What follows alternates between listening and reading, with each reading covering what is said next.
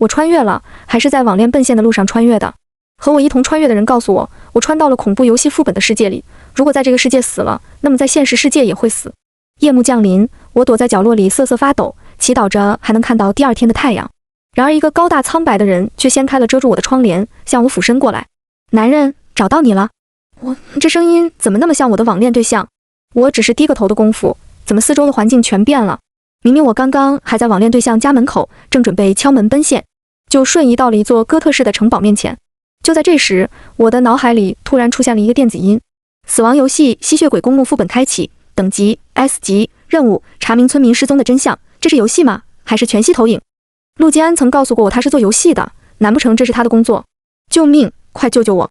两个男人朝着我的方向跑来，似乎后边有什么可怕的东西在追他们。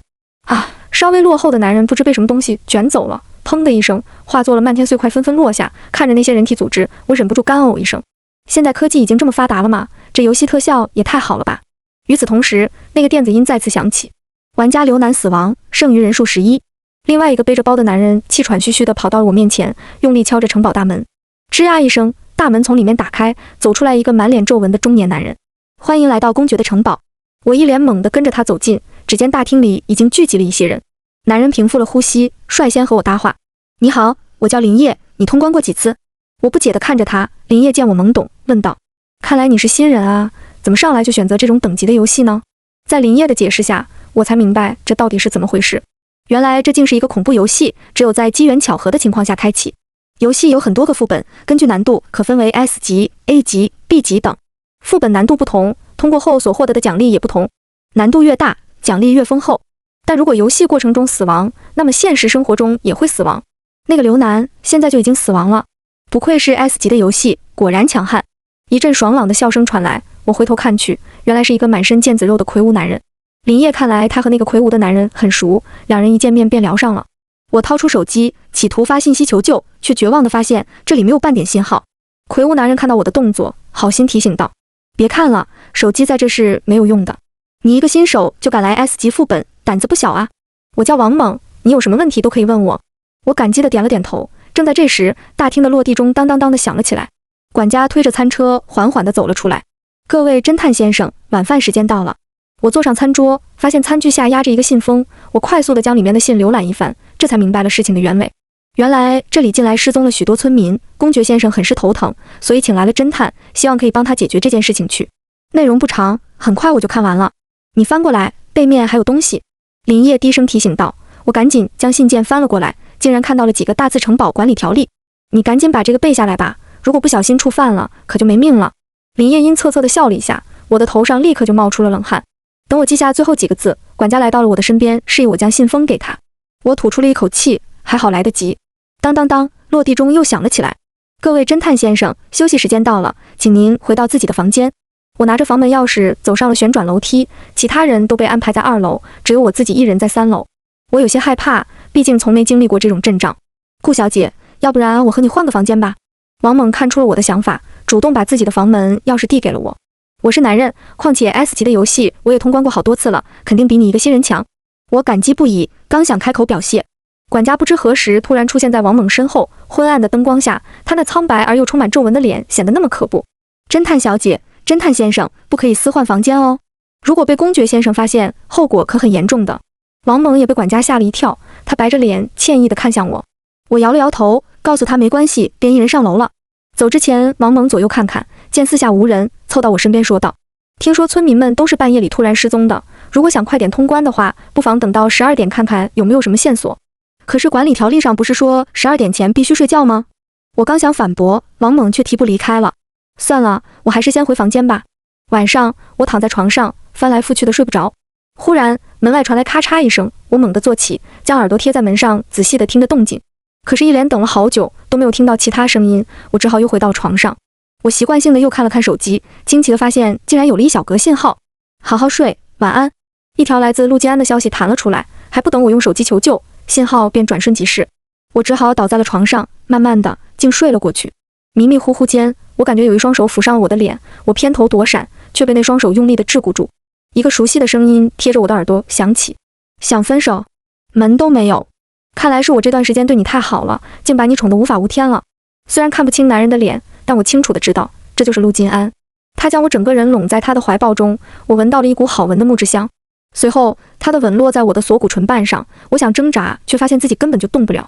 昏昏沉沉，只见我竟迎合着他的动作动了起来。等我再次睁眼，已经是第二天了。我坐在床上，回想起昨晚的梦境，不禁老脸一红，怎么这种场合还会做春梦呢？我摇摇头，试图把脑子里不干净的想法摇出去。待我穿戴整齐，照镜子时，发现自己的脖颈不知何时弄出来了一些粉色的痕迹。看来这床不是很干净，只是睡了一夜就出了这么多疹子。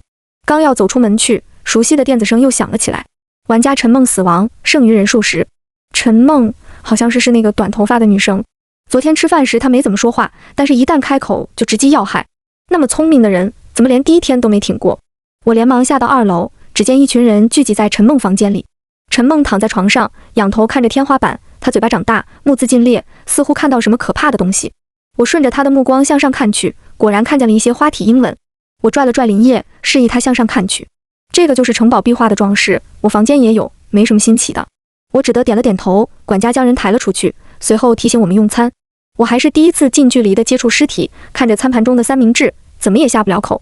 其他人倒是对这种事情习以为常，早餐过后便出去寻找证据了。我也跟着林叶出来了，林叶原本话就不多，我也没了昨天的疑问，两人一路沉默地走过。别动，有东西。林叶从我脚底抽出一个白色棍状东西，我有些近视，看不太清，想要用手摸摸。骨头你也有兴趣啊？闻言，我快速抽回了手。这应该就是失踪的村民了，没想到已经成了白骨。我凑近看了一下骨头，发现上面有许多被什么东西啃食过的痕迹。我将这一发现告诉林叶，他皱起了眉。啊！远处传来一声尖叫，我和林叶对视一眼，不约而同地朝那个方向跑去。只见王猛连滚带爬地跑向我们，他的身后竟然跟着一片黑压压的正在蠕动的老鼠。快跑，快跑！我还在愣神，林叶揪住我就往反方向跑。等到了城堡，那些老鼠才缓缓地退去了。玩家张浩死亡，剩余人数9。我惊魂未定地看向王猛，王猛沉声告诉我们，他和张浩一起去找线索，结果不知怎么惊动了那些老鼠，张浩被老鼠吞没，他费尽力气才跑了出来，什么线索都没找到，队友就先死了2个，这个游戏还真他妈难。王猛拍了一下桌子，恨恨地说道。我叹了一口气，不知说什么才好。其他人也没找到任何有用的线索，只能研究林叶带回来的那根骨头，希望能从中找到什么。晚餐时，管家一脸兴奋宣布，公爵要出来和我们聊天。其余人的身子齐齐一震，只有我不明所以地看着大家。公爵就是最终的大 boss， 他只要出来，就一定会带走一个人的生命。听到王猛的解释，我傻眼了。这时，一个高挑的影子从楼梯上投射下来，随即我看到了一张如雕刻般英俊的脸庞。欢迎各位来到我的城堡。我不禁瞪大了眼睛，林叶见我这般模样，小声说道：顾瑶，你不至于吧？虽然他长得帅的，可是他会吃人啊。我瞪了一眼林叶，他把我当什么了？我只是觉得这个公爵的声音怎么那么像陆金安？我和陆金安是网恋，虽然我没看过他的照片，但是他的声音我可是一清二楚，绝对不会听错的。许是察觉到了我的目光，公爵朝我看了过来。这位小姐，我可以邀请你一起共进晚餐吗？公爵声音低沉，如同大提琴声一般悦耳。他的表情柔和，嘴角挂着一抹温柔的微笑。从外表上看，真的不像杀人无形的大 boss。不能去，去了就被他当晚餐了。林叶用只有我们2个人才能听见的声音说道。可是管理条例上说，不可以拒绝公爵的要求，我到底该怎么办？侦探小姐能被公爵邀请共进晚餐，这是至高无上的荣耀，还不快快答应？管家冷声说道，似乎我再不同意，他就要压着我的头把我送进公爵嘴里。怎么能对我的贵宾如此无礼？下去领罚。管家应了一声，立刻向我道歉。公爵睨了管家一眼，眼神不带一丝温度，但看向我时又化作了温柔。顾瑶，你还是答应公爵吧，他要是发怒，我们所有人都活不成了。王猛低声说道，其他人虽然不说话，但眼神中却也都是这个意思。横竖都是死，总不能因为我大家都没命吧。我咬咬牙，将手放进了公爵掌心中。他执起我的手，轻轻的手背留下一个吻，而后我被他打横抱起。公爵身上有股清冽的木质香，像雾又像雨，丝丝绕绕地缠在我身上。有品，这男爵竟然和陆金安品味一样，都喜欢这个牌子的香水。公爵的房间要大很多，装饰也十分富丽堂皇，尤其那张天鹅绒的床，一看就非常舒服。他将我放在了餐桌前，拍了拍手，立刻就有人将餐车推了出来。无命休矣！呜呜，我还没和爸妈道别，还没见过陆金安到底长什么样子，就要交代在这了。泪水从我眼角滑落，男爵用指腹抹去。好漂亮，希望你待会儿也这么哭给我看。我疑惑地向男爵看去，他笑容暧昧，端来餐食一口一口地喂给我。这是要把我喂饱了好下嘴吗？不管了，我就是死也要当个饱死鬼。来吧，我吃饱了。我心一横，抬头看向公爵，他似乎很满意我的动作，修长的手指缓慢地扶上我的脖颈，随后他的嘴唇贴上我脖颈上的一块软肉，一阵酥麻的痒意瞬间直冲天灵盖。不要舔！我难耐地推着公爵，无意间却看到公爵脖子上的一条细细的金链，金链在他苍白的皮肤中格外的显眼，随着他的动作轻轻晃动着。我的脖子上也有一条这样的金链，和陆金安的是情侣款，相似的声音，一样的味道，甚至连项链也一样。种种的迹象让我心中有了一些怀疑。我伸手去碰那条金链，如果他是陆金安，那么金链上应该有一个 G 位。好痛！男爵咬了我一口，把我注意力拉了回来。不专心，要惩罚你。男爵嘴角挂着魅惑的笑容，将我抵在了床上，我的眼睛被他用领带蒙上，视觉消失了，其他感官却更加敏感了。我能感受到他的手指在我身上游走。慢慢的，我失去了意识。再次醒来时，我发现自己躺在那张天鹅绒的大床上。我猛然掐了一下自己，大腿上立刻传来一阵剧烈的疼痛。太好了，我竟然还活着！我顾不得其他，慌张地跑下楼。大厅里的众人看到我，皆露出了惊讶的表情。顾瑶，你没死，你竟然还活着！我敏锐地感觉到了不对劲，这个表情，这个语调，绝不是高兴，反而是种敌意。一个女生猛然朝我扑了过来，扯住我的衣领，厉声说道：“你为什么还活着？为什么死的人不是你？现在猛哥死了，谁还能把我们带出去？”我拉扯女生的手一顿，王猛死了？怎么会呢？他不是玩家里最强壮的吗？而且他自称通过了好几次 S 级的副本，怎么会死呢？我看向林叶，林叶点了点头，说道：“是真的，我们在外面发现了他的尸体。很奇怪，身上没有任何的伤口，但全身的血液都流干了，只剩下了一层皮包裹着骨头。只是听林叶的描述，我已经感觉到害怕了，但更多的是惋惜。他是我来这个世界见到的第二个人，虽然看起来5大3粗，却是个很仗义的人。”大家都很沉默。刚刚拉扯我的女孩忍不住哭了出来。虽然还有8名玩家，但主心骨王猛没了，和一盘散沙没有什么区别了。我招呼大家去找证据，却没人理睬我。那个痛哭的女生狠狠瞪我一眼，说道：“别以为王猛死了你就能当队长了，记住了，他是因为你才死的。”真是失心疯了。王猛死了我也很难受，但和我有什么关系？难道是我将他杀了的吗？我愤愤地走出城堡，林叶追了上来。顾瑶，你别听那个女生瞎说，我们都知道错不在你。听了林叶的话，我这才不那么生气。在林子里寻找了半天，我竟然在树坑里找到了一个用羊皮包裹着的包裹，似乎是村民遗留下的。于是我带着东西准备回城堡，看着林叶一副有话要说的样子，我停下了脚步。林哥，你有话就直说吧。林叶挠挠头，不好意思地开口。顾瑶，你能不能让我当队长啊？我着急用钱，你不是不缺钱吗？我不明白林叶的意思。林叶一拍脑袋，说道：瞧我这记性，忘记你是新手了。是这样的，通关过后，我们所有的幸存者会平均分配游戏的奖金，但是队长会多分一些，所以我才想当队长的。原来只为这事，我摆了摆手，告诉他我本来就没有想当队长的意思。城堡里，我们打开了那个羊皮卷，里边包裹着一些杂七杂八的东西，什么十字架、银子做的小刀。这羊皮卷上有字哀，一人惊呼道，其他的人都凑了过去，就是字迹有些模糊，看不清了。有放大镜吗？拿过来看看。大家在大厅里找起了放大镜，有2人竟向着地下室的方向而去。别去地下室！我惊呼道，可是已经来不及了，2人已经拉开了地下室的门。玩家刘海、张明宇死亡，剩余人数7。没人再管羊皮卷了，大家都慌忙跑去了刘海2人身边。原来地下室门上悬挂着一把铡刀，在开门的瞬间，铡刀就会落下。刘海和张明宇就是被铡刀削去了半边脑袋，鲜血流了一地，管家却依旧笑眯眯地上来，将2人的尸体抬走。这羊皮卷上的字迹清晰了，原来只用水就可以了。唉，明宇和老刘走的也太不值了。大家讨论了几句，便把注意力放在了羊皮卷上。毕竟比起陌生人的生死，还是自己的安危更重要。这是什么字啊？我怎么看不懂？英语吗？看不明白呀。羊皮卷上的字迹是一种古老的语言，在场的没人能看得懂。辛辛苦苦得来的线索，竟断在了这里，在场的人无不垂头丧气。我拽着羊皮卷研究了半天，也不能把它和我认知中的任何一种语言联系起来。但是总感觉在哪看过。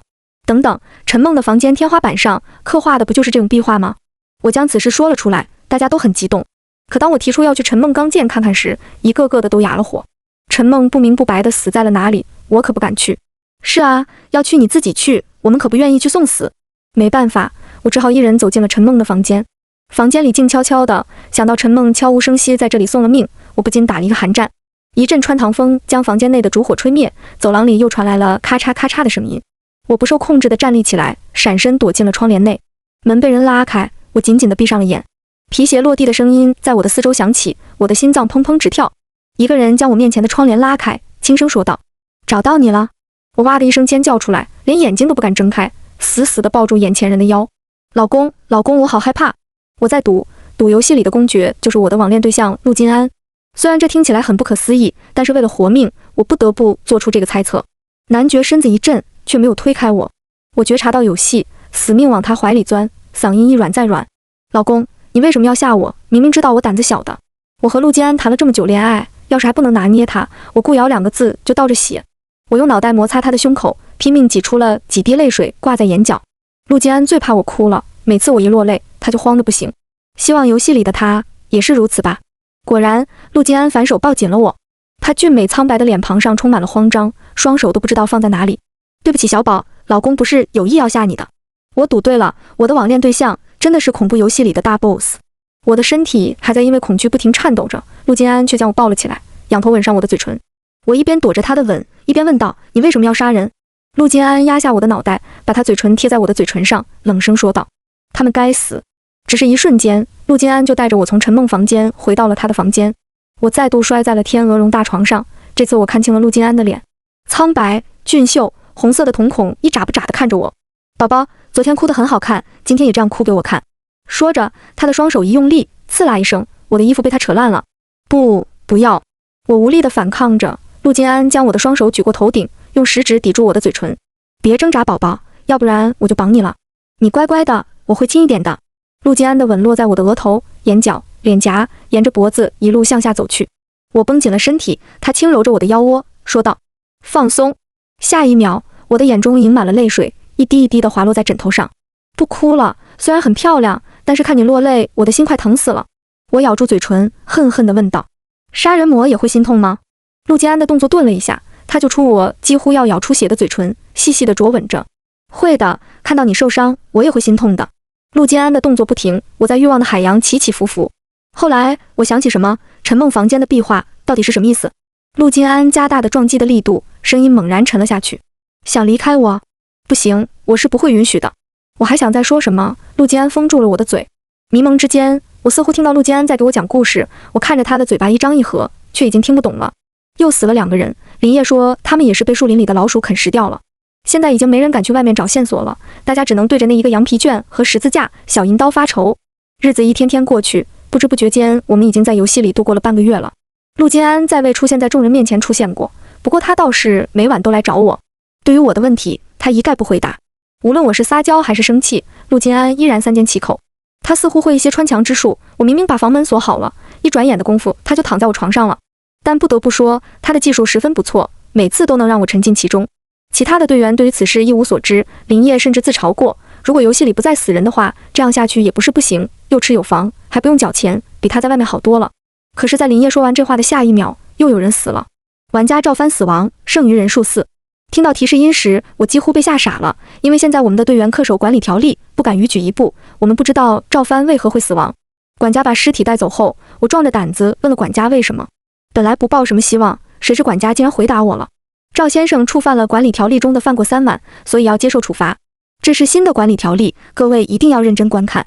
我将那一张纸分发给其余的2人，条例上多了许多莫名其妙的条约，什么不可熬夜，不可奔跑，不可高声喧哗，这是在催促我们赶紧结束游戏呀。林叶发出了一声喟叹，又坐在了桌子前看起了羊皮卷。说起来，这些小银刀、十字架倒是让我想起来一个传说。我心念一动，接着和林叶同时说了出来：吸血鬼。我早该想到的，小银刀、十字架，陆金安那毫无温度的身体，都在告诉我，他就是一个吸血鬼。你们的意思是，公爵是吸血鬼，那些失踪的村民都是他杀的吗？林叶重重地点了点头，说道：虽然只是猜测，但10有8九是这样。我们只要能找出证据，那游戏也就能结束了。可问题是，我们上哪去找证据？外面危险重重，留在城堡内也随时都有丧命的危险。忽然，我的脑海里浮现出了一个故事。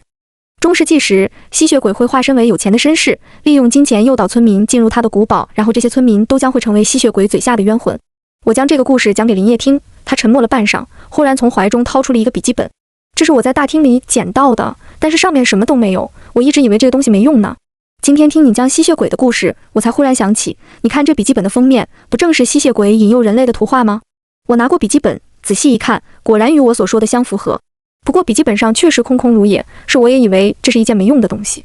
羊皮卷上自己用水就能变清晰，那这个用水会不会也会变清晰呀？林叶询问道，我却摇了摇头。我不这么认为，同一个把戏应该不会重复利用。如果水不行的话，那火是不是可以呢？我的脑子灵光一现，立刻将烛台拿了过来。在火苗的炙烤下，一行行字迹慢慢地显现出来。我不知道自己被关在这暗无天地的地方多久了。如果有人看到这个笔记，希望你能将我的尸骨从这里带出去。笔记本上详细记录着他是怎么被吸血鬼引诱，又是怎么被吸血鬼当作食物圈养起来，最后含恨而死的过程。现在只要能找到这个村民的尸骨，就能证明笔记的真实性。那么有了证据，游戏就能结束了。我和林叶的眼中都充满了激动，另一个队员也十分开心。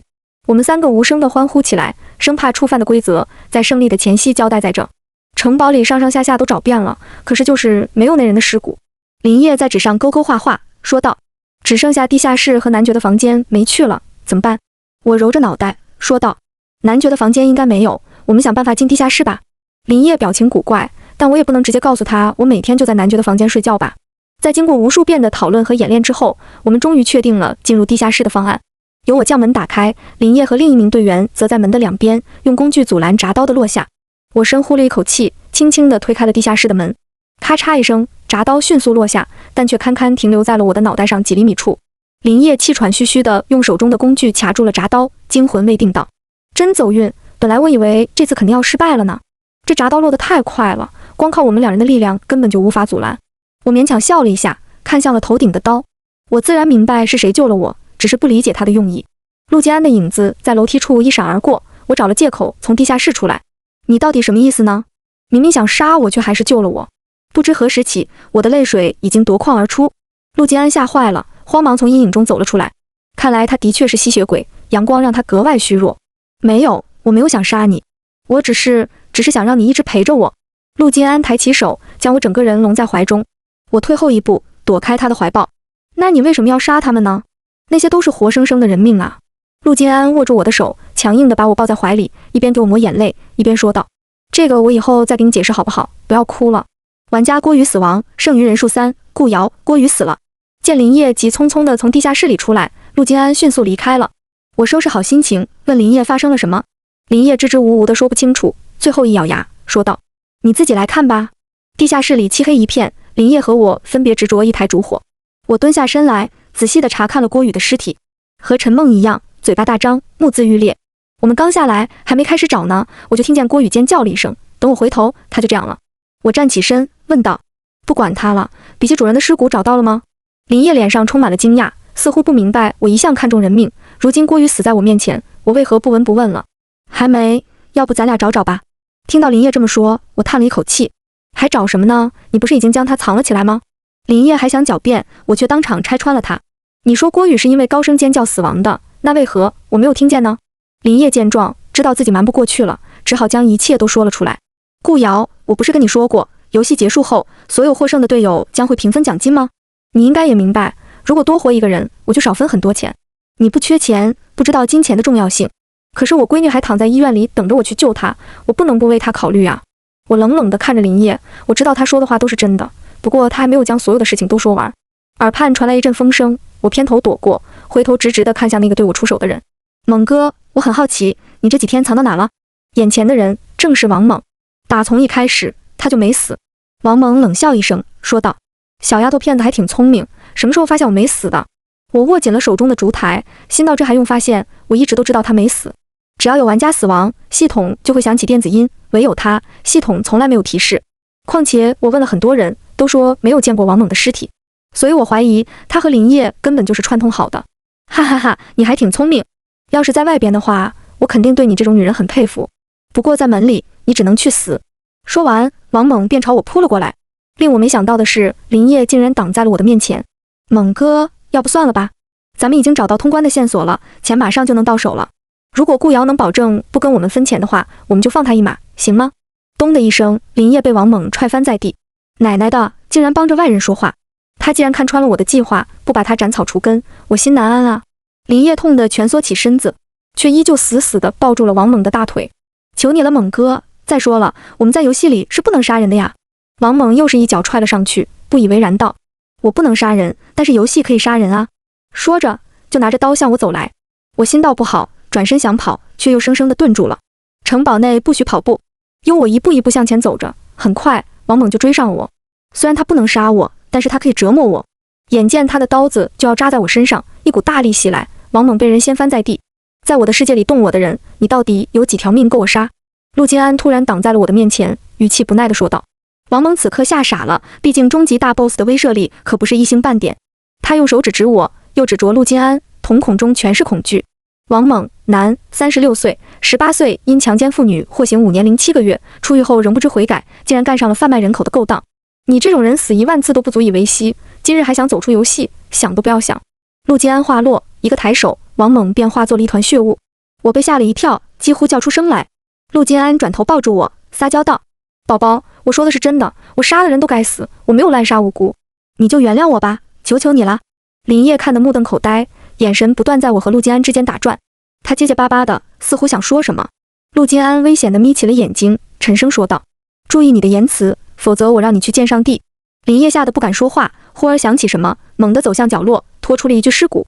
他大声喊道：顾瑶，笔记的主人在这儿，我们可以出去了。